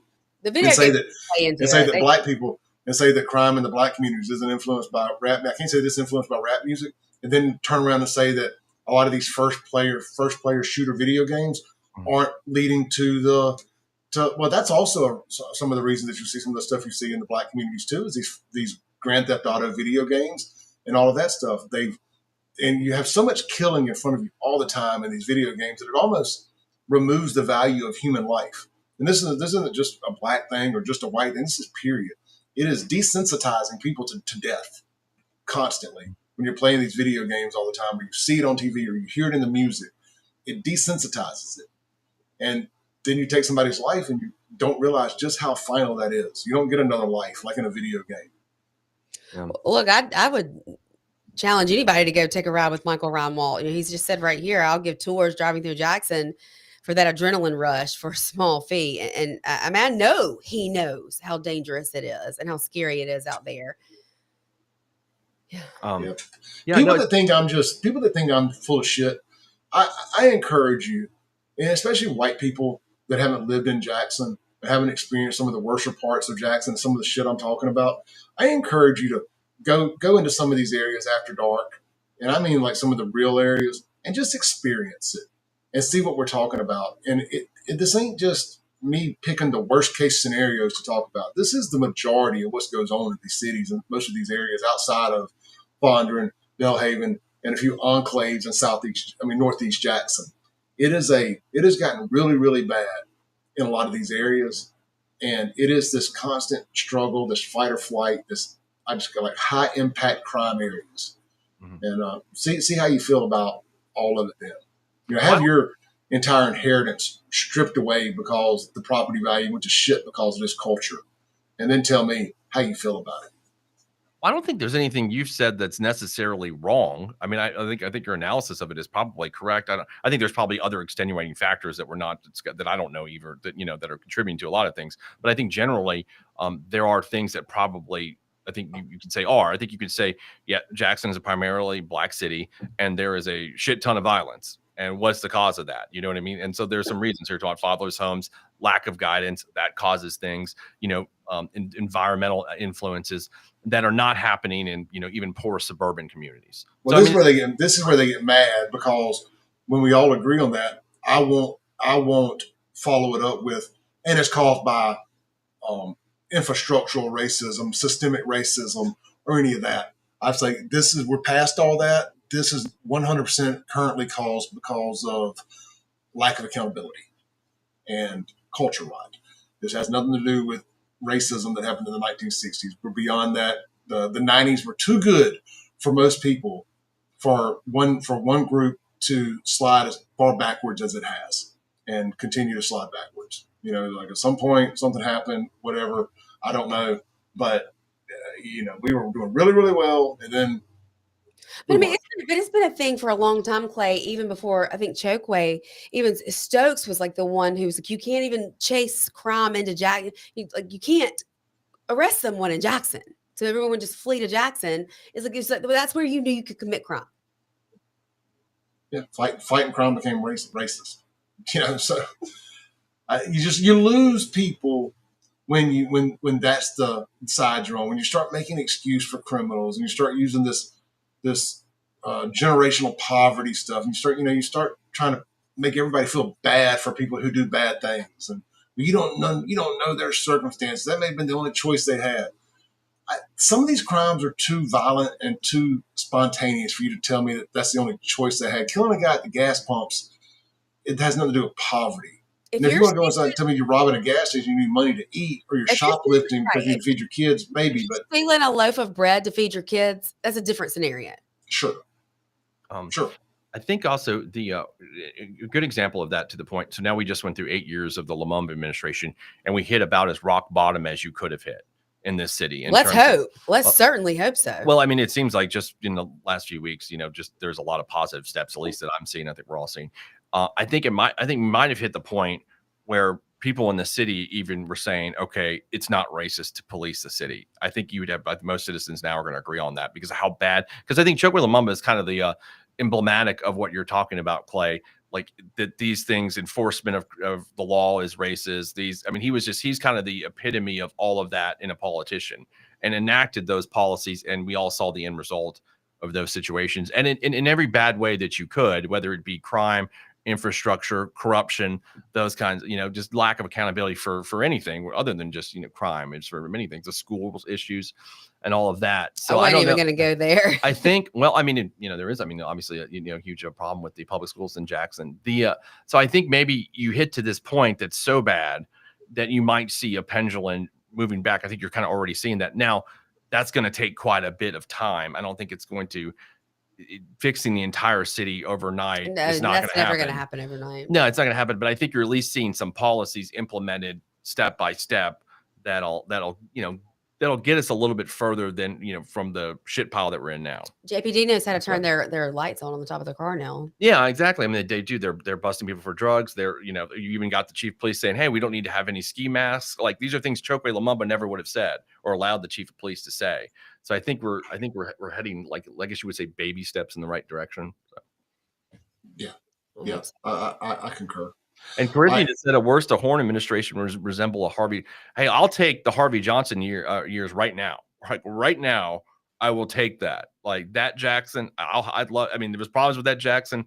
I was at the DA's office then and saw the crime. It wasn't like this fucking RoboCop Detroit that we're in right now. That's the. So I'll take the Harvey Johnson administration back. The second one, not even the first one. So yeah. Guys, look, I got to get ready for tomorrow. I've got the show and I got to get ready for the extravaganza. So I got to jump off here. We're an hour and 40 minutes anyway. So we're almost 2 hours. It flew by. We hit a topic close to home. So this is always one that I can discuss ad nauseum.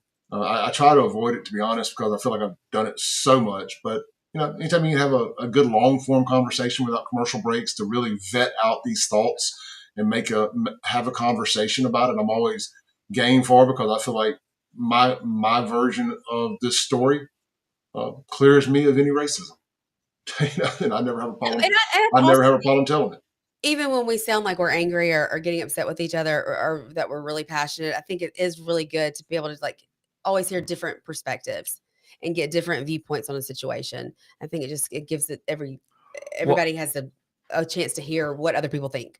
Yeah, and I don't get to go, Clay, but I think a lot of times where you get a lot of the, he's a racist kind of hate is because you're not able to explain your position like we just all talked it out, because it's radio, it's a little segment, so people hear segments, and when anything's segmented, it can be portrayed a way that it really isn't. I think, and that happens in all media, in all facets of media. Well, and I also believe, thank you for that, and I also believe that we've gone so long with I'm going to say it, with white people being scared to death to call out what's going on in the Black communities, when in fear of being called a racist or being shouted down the minute you do it and scream, "You're racist. You're not allowed to criticize us. It's your fault. It's y'all's fault that we're in this situation."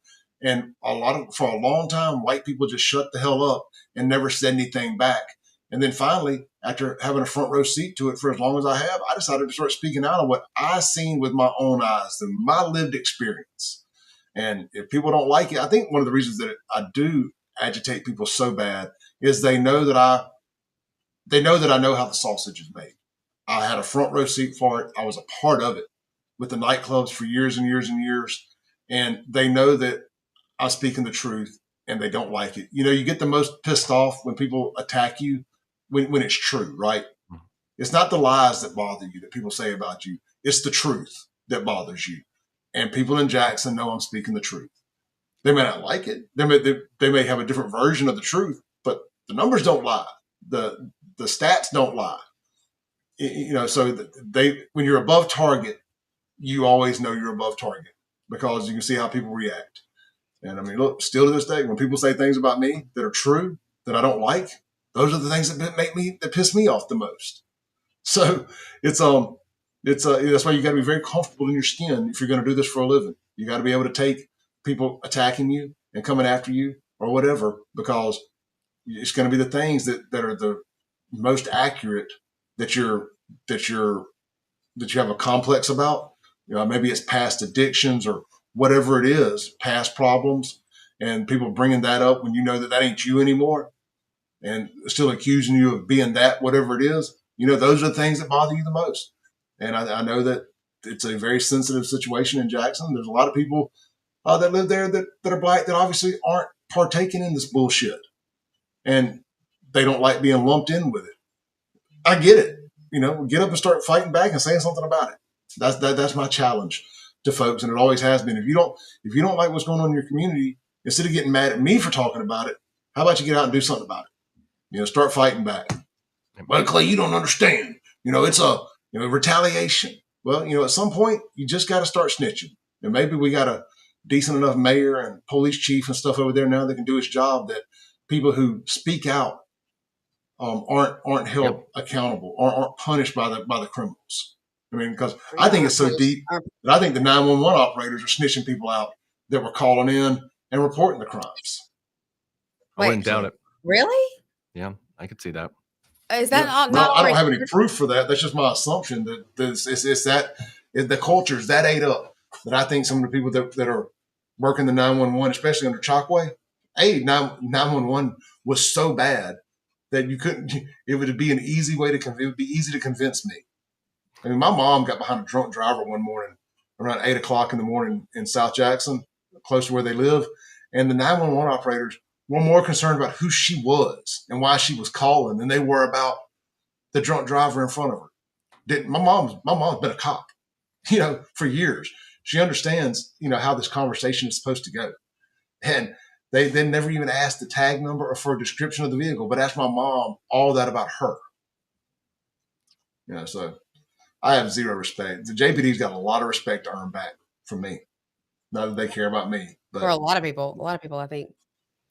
Yeah. All right, guys. All right. We will see everybody on Sunday. That is if I live. I mean, I think Sean ordered a doll that's going to show up at the house or something. We'll see. We'll be back on Sunday night. We are off tomorrow and Saturday. So we'll be back. We'll be on the radio. Clay will be on at 7 and we'll be on at 12. So check that out. Yeah, but then I'll be at the Wildlife Extravaganza at the Clyde Muse Center, Pearl Hines Community College, all 3 days. Check out their schedule. Stop by my booth. Say hey, buy a shirt. If you can't make it, do it online. Buyfafo.com. Y'all be good. Peace. Thank you, everybody.